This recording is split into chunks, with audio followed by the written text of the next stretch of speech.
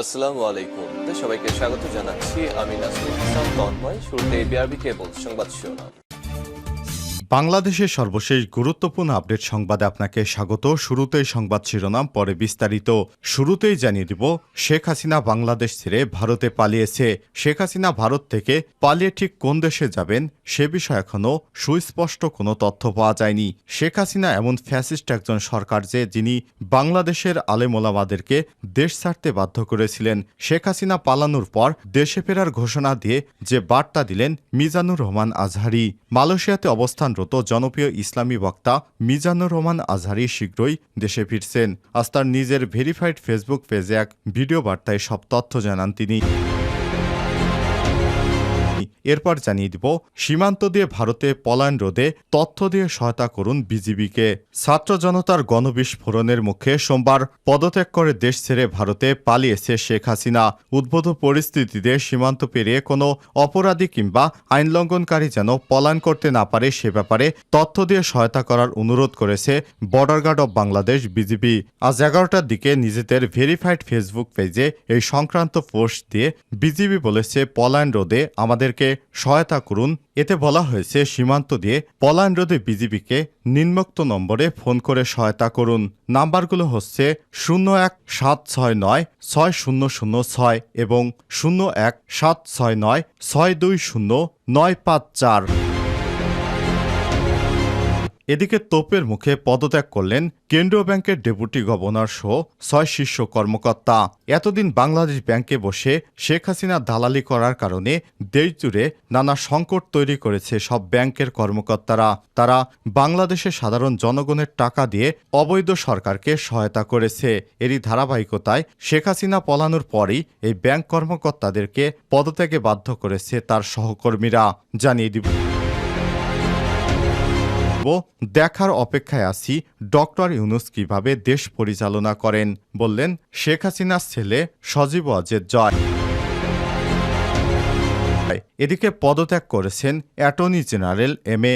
আমিনউদ্দিন। আওয়ামী লীগ সরকারের শীর্ষ আইন কর্মকর্তা অতিরিক্ত অ্যাটর্নি জেনারেল এম.এ. আমিনউদ্দিন পদত্যাগ করেছেন। বুধবার রাষ্ট্রপতি বরাবর তিনি তার পদত্যাগপত্র পাঠিয়ে দেন। পদত্যাগের কারণ ব্যক্তিগত বলে উল্লেখ করেছেন। এবং সর্বশেষ জানিয়ে দিব, সালাউদ্দিনের পদত্যাগের দাবিতে 24 ঘন্টার আলটিমেটাম। শেখ হাসিনা সরকারের ক্রীড়াঙ্গনে প্রশাসক পদে রদবদলের দাবি তুলেছে দেশের ক্রীড়ামোদীরা। এরই ধারাবাহিকতায় বাংলাদেশ ফুটবল ফেডারেশন বাফুফের সভাপতি কাজী সালাউদ্দিন, সহসভাপতি আব্দুল সালাম মুর্শেদি এবং নারিউংয়ের প্রধান মাহফুজা আক্তার কিরণের পদত্যাগের দাবি করেছে বাংলাদেশ ফুটবল আলট্রাস নামে সমর্থকদের একটি সংগঠন। বাফুফে ভবন ঘেরাও করে নিয়ে এই 24 ঘন্টার আলটিমেটাম দিয়েছেন তারা। জানা গেছে, সংগঠনটির কয়েকজন সদস্য বাংলাদেশ ফুটবল ফেডারেশন ভবনে গিয়ে লিখিত চিঠিও দিয়েছেন। প্রিয় দর্শক, সামাজিক যোগাযোগ মাধ্যমে আলট্রাস সভাপতি আমিনুল ব্যাপারী শিপলু এক পোস্টে বলেছেন, সালাউদ্দিনকে 24 ঘন্টার আলটিমেটাম দেওয়া হচ্ছে। স্বেচ্ছায় পদত্যাগ না করলে আগামীকাল অথবা আজ আমরা টেনে তাকে ক্ষমতা থেকে নামাবো। 24 ঘন্টা পর বাফুফে ভবন দখল করে নেওয়া হবে। এতক্ষণ শুনছিলেন সংবাদ শিরোনাম, এবারে বিস্তারিত। তবে তার আগে বন্ধুরা, কমেন্ট করে জানিয়ে দিন আপনি বিশ্বের কোন দেশ থেকে আমাদের সংবাদটি দেখছেন এবং শুনছেন।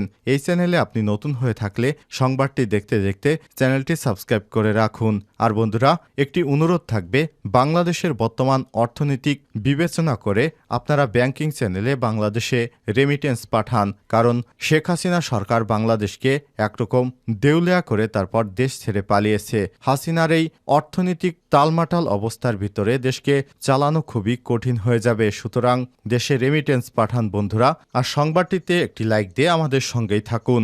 এবারে বিস্তারিত। দেশে ফেরার ঘোষণা দিয়ে যে বার্তা দিলেন মিজানুর রহমান আজহারি।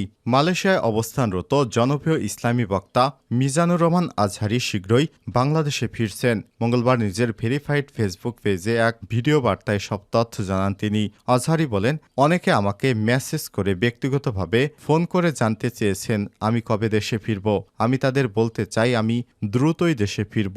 আপনাদের সঙ্গে দেখা করার অপেক্ষাতে রয়েছে আমি নিজেও। শীঘ্রই সাম্য, মানবিকতা, স্বাধীন বাংলাদেশে আমি আপনাদের সঙ্গে সাক্ষাৎ করতে চাই। এ সময় তিনি বলেন, তাজা রক্তের মাধ্যমে যারা আন্দোলনকে সফল করেছেন সেই শহীদদের শ্রদ্ধাভরে স্মরণ করছি এবং রুহের মাগফিরাত কামনা করছি। আহতদের দ্রুত সুস্থতা কামনা করছি। বৈষম্যবিরোধী ছাত্র আন্দোলনে যারা নেতৃত্ব দিয়েছেন এবং এখনও কষ্ট করে যাচ্ছেন তাদের শুভেচ্ছা জানাই। আন্দোলন সফলের পর দেশে যেসব পরিস্থিতি তৈরি হয়েছে এ নিয়ে সবাইকে সচেতন হওয়ার আহ্বান জানিয়েছেন তিনি বলেছেন, দায়িত্বশীল আচরণ করতে পারলেই সঠিকভাবে বিজয় উদযাপন হবে। এ সময় সংখ্যালঘুদের প্রতি অন্যায় না করারও আহ্বান জানান তিনি। সীমান্ত দিয়ে পালায়ন রোধে তথ্য দিয়ে সহায়তা করুন বিজিবিকে। ছাত্র জনতার গণবিস্ফোরণের মুখে সোমবার পদত্যাগ করে দেশ ছেড়ে ভারতে পালিয়েছে শেখ হাসিনা।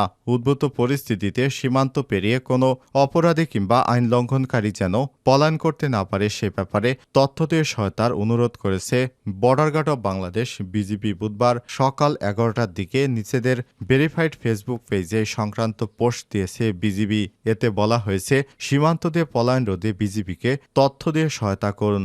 যোগাযোগ নাম্বার হচ্ছে 017696006। আমি আবারও বলছি 017696006 এবং আরেকটি নাম্বার হচ্ছে 01769620954 01769620954। এছাড়া আরেক পোস্টে বিজিবি জানিয়েছে, অবৈধভাবে সীমান্ত অতিক্রম রোধে নিরাপত্তা জোরদার করা হয়েছে। এদিকে গতকাল মঙ্গলবার দেশ ছাড়ার সময় হযরত শাহজালাল আন্তর্জাতিক বিমানবন্দরে আটক হয়েছে সাবেক ডাক টেলিযোগাযোগ এবং তথ্য প্রযুক্তি প্রতিমন্ত্রী জুনায়েদ আহমেদ পলক। জুনায়েদ আহমেদ পলক সবসময় শেখ হাসিনার চাটুকার এবং দালাল ছিলেন। মাঝে মাঝেই সরকারের বিরুদ্ধে একটু আন্দোলন হলেই তিনি ইন্টারনেট অফ করে দিতেন যাতে করে আন্দোলনকারীরা যোগাযোগ করতে না পারে।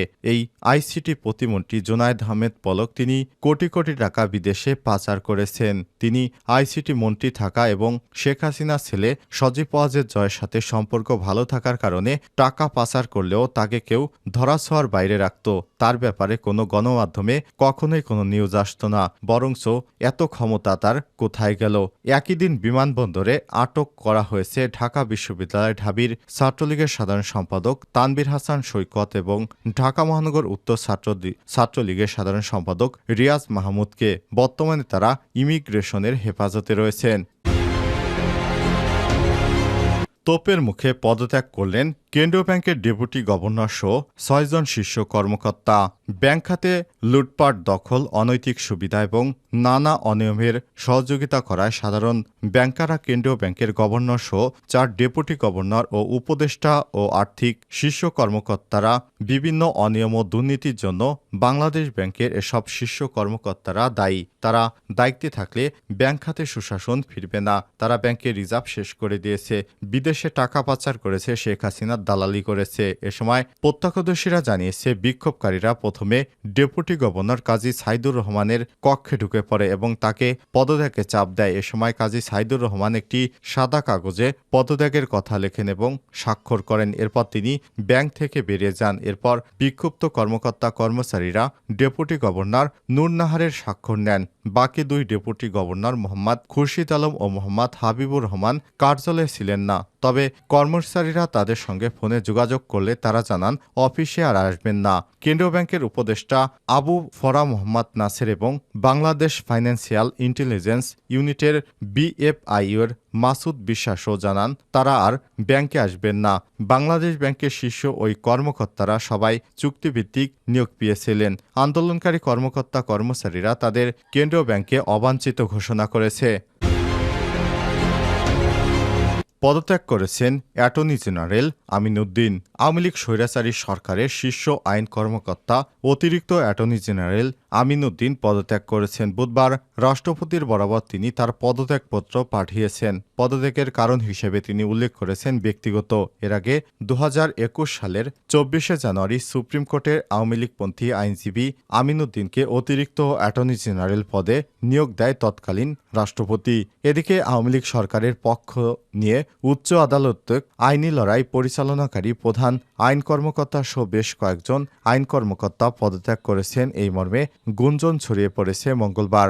আজকালের মধ্যেই তারা প্রেসিডেন্ট বরাবর পদত্যাগপত্র পাঠাবেন। এর মধ্যে অ্যাটর্নি জেনারেল আমিনুদ্দিন, অতিরিক্ত অ্যাটর্নি জেনারেল এস এম মুনির, অতিরিক্ত অ্যাটর্নি জেনারেল মেহেদি হাসান চৌধুরী সহ অন্তত ১৩ জন ডেপুটি অ্যাটর্নি জেনারেল এবং ৯ সহকারী অ্যাটর্নি জেনারেল রয়েছে। অ্যাটর্নি জেনারেল আবু মোহাম্মদ আমিনুদ্দিন ২০২০ সালের ৮ অক্টোবর দেশের ১৬তম অ্যাটর্নি জেনারেল নিযুক্ত হন। দুই সরকার মিলিয়ে ৪ বছরের বেশি সময় ধরে তিনি অকুণ্ঠ চিত্তে আওয়ামী লীগ সরকারকে আইনি সেবা দিয়ে গেছেন। তিনি বিভিন্ন রাজনৈতিক দলের নেতাদেরকে অপরাধী সাজাতে বিশেষ ভূমিকা পালন করেছেন। আওয়ামী লীগের দালালি করেছেন, শেষ পর্যন্ত তার শেষ রক্ষা হলো না। এবার তার কি হয় সেটি দেখার পালা।